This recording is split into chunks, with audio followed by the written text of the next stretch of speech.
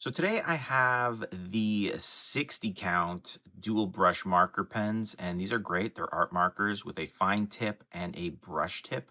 These are for adults, not for kids. Great for drawing, sketching, doodling, whatever you might want to do. And the reason I grabbed these, I'm looking for a fine tip with the ability to have a brush as well. So you have a 2 millimeter brush tip and a 0.4 millimeter fine tip. The ink inside is acid free. I believe it's water based, so it's non toxic, but they are for adults and they do dry very quick.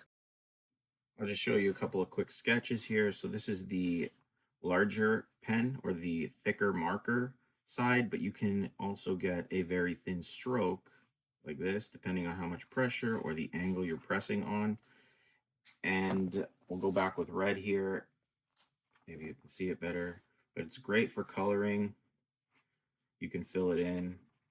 I'm not doing the best job, but just to give you an example. And then the fine tipped end here as well is going to give you very fine strokes that you can kind of sketch out your design. I'm not the best at drawing, but I'm using these pens for my own kind of, I don't know, joy or relaxation while I'm doing things. So, yeah.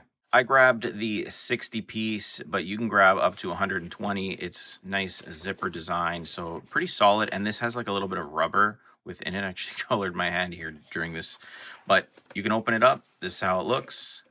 Folds out like a book. And the markers or pens just fit right in like that into these stretchy sort of materials.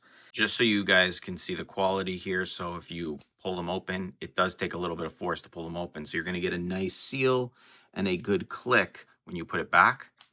I find this really relaxing. These are the ones I grabbed. So if you're in the market for pens or markers like this might be a good set to have, especially on the go. And if you do like to color, check them out.